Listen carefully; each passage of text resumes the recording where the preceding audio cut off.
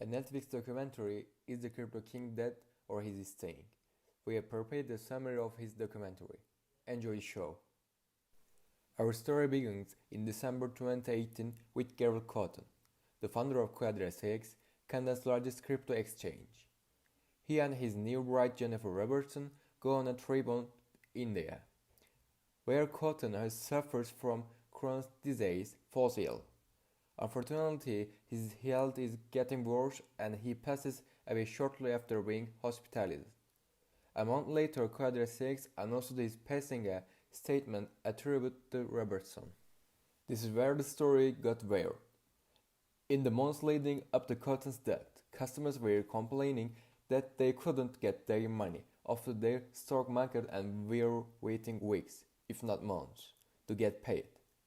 A lot of warning bells are ringing in most people's heads right now, said one customer who spoke to QuadrigaCX at the time. Quite rightly, as it turned out. On January 28, the exchange went offline for maintenance. Soon after, a court file, first obtained by the CoinDesk, revealed the QuadrigaCX owed the customers $190 million and what seemed to be the biggest hitman at the time. No one knew how to access its stock market reserves. His widow told the court that Cotton had a laptop, but it was encrypted.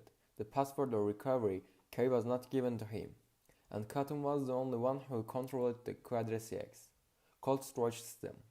In other words, with Cotton's death, access to the $190 million cryptocurrency has potentially disabled, or so it seemed.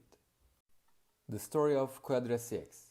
QuadrigaCX was launched in Canada in 2013 by Gerald Cotten and Michael Pentrin with a focus on local Bitcoin trading. With a small staff, they expanded to open a Bitcoin ATM in Vancouver in 2014.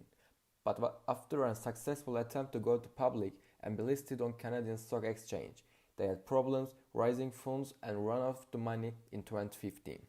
By 2016, the plans to go to public were abandoned, the legal counsel was reduced, and all the managers resigned from QuadrigaCX, creating a one-man show in which Cotten ran the business alone. According to the report, Cotten managed the company from his laptop, which was not from any permanent office. However, since the price of Bitcoin has increased from 1,000 to about 20,000 in 2017, the company has grown despite its difficult start. People wanted a way to take action, and the company reached 3,500 customers who trade assets worth over $1 billion. But this price increase would not last long. When Bitcoin crashed in 2018, customers wanted to cash out everything they could. And that's where the real problems start. Who was Gerald Cotten? In order to understand how so many people trust a company that is a one-man show with their money, it is important to know who that man is. Gerald Cotten was an early cryptocurrency evangelist and in 2013 was part of Vancouver group that referred to itself as the Vancouver Bitcoin Co-op.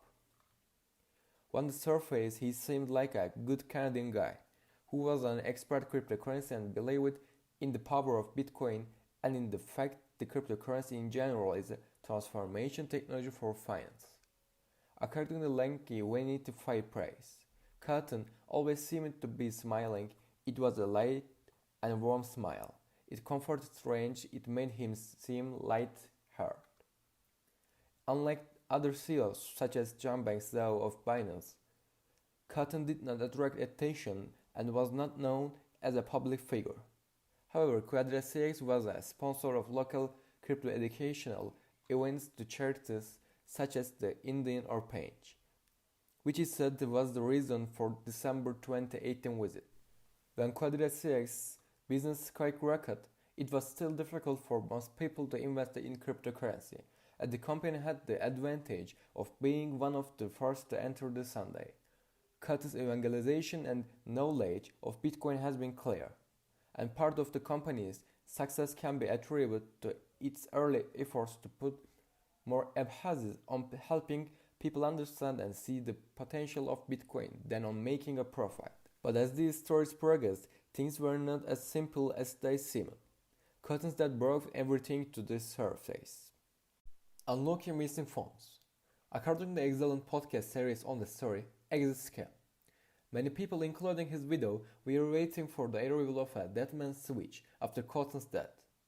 The key is basically an email or other message that is triggered in the event of an executive death, indicating the private case or where the private case can be found. But the dead man's switch message was not coming.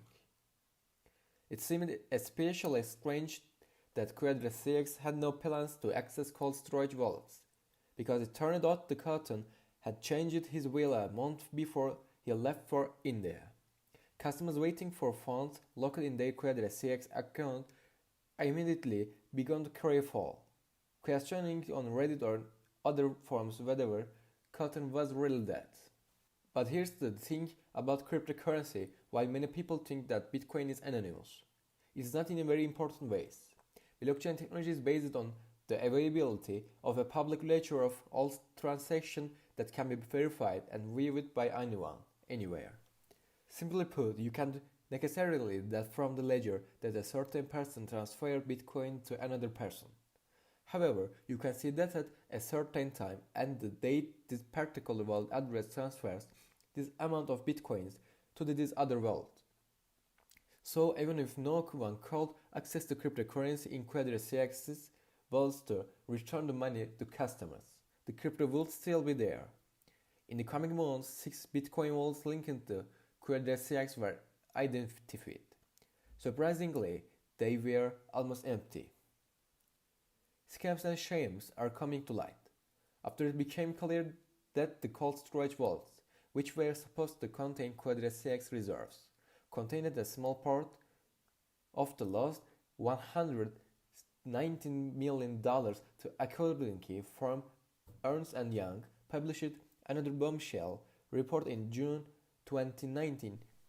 Customer accounts and then other exchanges that be used to finance his lavish lifestyle and personal trading activities. The trading activities were enormous. The report 2016 between the years of 2018 stock market and Bitcoin accounts 9,450 Cotton, 380,000 Ethereum and 213 Litecoin. Transmits expanded in detail. Inside QuadrigaCX, there were many fake accounts, including one named Chris Merkey, who was not only a pseudonym, but also the largest single user on platform, the whale of QuadrigaCX. Merkey's large deposits on QuadrigaCX were as fake as he was, and Cotton used these fake funds to buy very real bitcoins from other customers. According to the report from the Internet Securities Commission, which detailed exactly where the money went, he lost $115 million under these aliases. He also lost $28 million on foreign exchanges and spent about $40 million on real estate, vehicles, travel, and other personal expenses. It was difficult to determine where all the money went. The Ernst & Young report revealed that there were no accounting documents and that there were usually verified documents. Although the exact numbers may never be known, what was very clear at this point was the QuadrigaCX was a Ponzi scheme. The report reads, the collapse of the crypto asset trading platform QuadrigaCX was caused by a fraud committed by Gerald Cotten, co-founder and CEO of Quadriga. Customers entrusted their assets to Quadriga, which gave false assertions that these assets would be protected. In reality, Cotton spent, traded and used these assets at will, operating without any proper oversight or internal control system. Cotton misused customers' assets for years without being attainted and detected, ultimately crashing the entire platform. The next shoe that will was that this was not Cotton's first rodeo. Reddit detectives and investigative journalist Amy Castor have discovered that he has a long story of Ponzi schemes, starting when he was just 15 years old. Combine this with the fact that Cotton owns boats that can go to the Caribbean without refueling, knows how to fly airplanes, often travels abroad with large amounts of cash, and QuadrigaCX vaults are emptied not only when he dies, but also some of them. After some time, it is not difficult to conclude that Cotten was planning an exit scam, which leads to the biggest debate in the Gerald Cotten affair. Did he fake his own death as part of an exit scam, or did he really die and start a chain of events that revealed his plan? Is Cotten still alive? From the moment the news broke that Cotten had died, long before the explosive Ernst & Young report, theories began to circulate on the internet that Cotten was still alive and faking his own death. Although there is an official death certificate and the evaluation by the Global and Mail newspaper with quotes from the Indian hospital detailing the timeline of his death, some are not convinced. There is a typo on the death certificate. Cotten had developed skills from years of illegal activities to cover his tracks. He knew how to create fake ideas, plans that he owned, and about he could use to escape. There is a huge amount of evidence pointing to the idea that Cotten was indeed planning an exit scam and was a fraudster. On the Exit Scam podcast, Aaron Lemmer details how, in India, people can hire facilitators for a fake death, including getting a fake body to put in a coffin as part of the package. He also explains that at no point was Cotten's body transported from India to his funeral in Canada. Did anyone have to identify the body?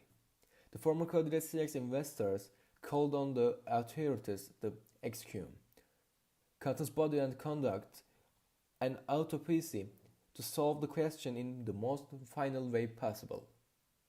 Until then, the evidence at hand leaves no room for debate.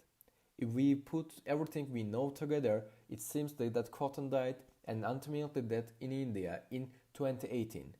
Why the disappear?